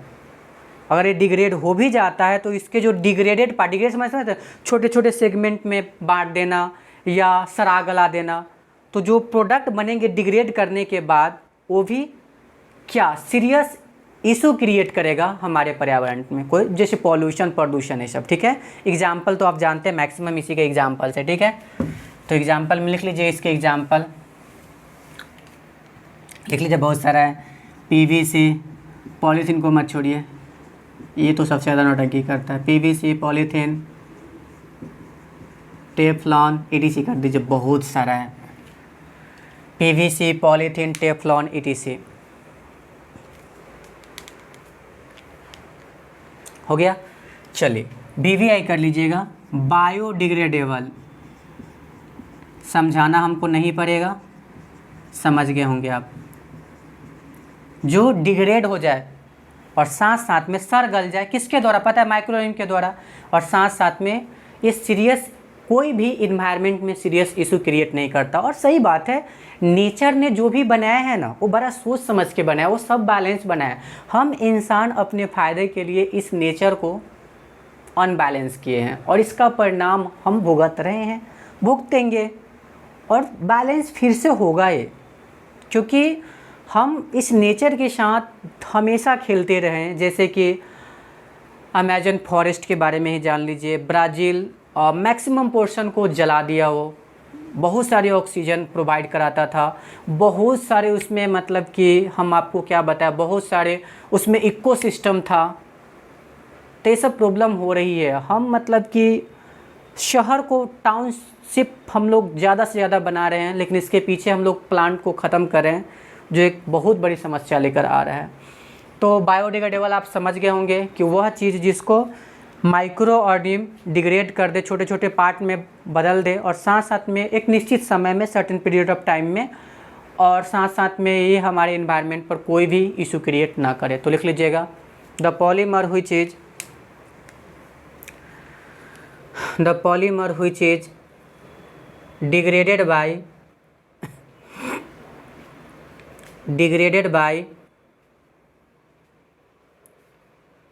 Microorganism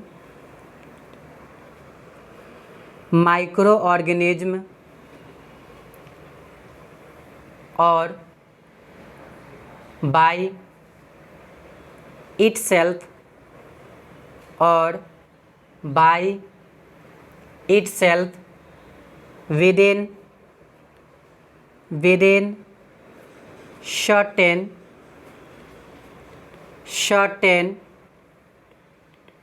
period of time, within certain period of time, and its degraded products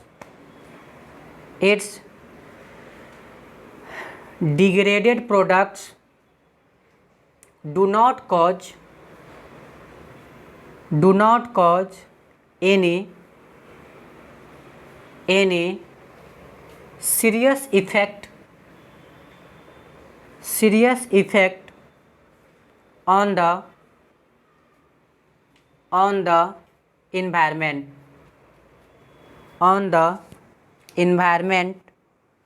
Is called biodegradable polymer. Natural तो सब होगा, क्योंकि नेचर, फिर बोल रहे हैं नेचर जो भी बनाया सब सरेगा गलेगा। तो लिख लीजिए नेचुरल में आप स्टार्च लिख सकते हैं, सेलुलोज लिख सकते हैं, और बता दीजिए प्रोटीन लिख सकते हैं, और बताइए नेचुरल रबर लिख सकते हैं। ये सब सर गल जाएगा, एक निश्चित समय में सब सर गल जाएगा। सरेगा कौन नहीं सर?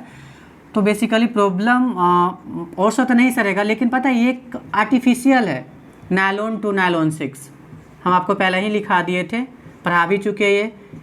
ये हम इंसान बनाए हैं और ये सड़ जाता है एक निश्चित समय में। तो नायलॉन टू नायलॉन 6 और दूसरा PHBV, जिसमें सबसे इम्पोर्टेंट यही है PHBV। ETC कर दीजिए, और भी है बट आपको यही पढ़ना है। Starch, cellulose, protein, natural rubber, nylon two nylon 6, PHBV, ये हम पढ़ा चुके हैं, ये पढ़ाएंगे।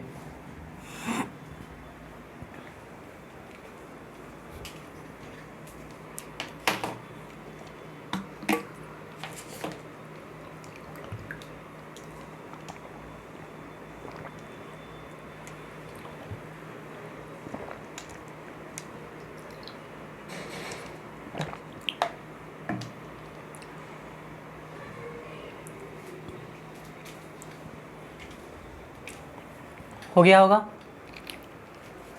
चलिए लिख लिए।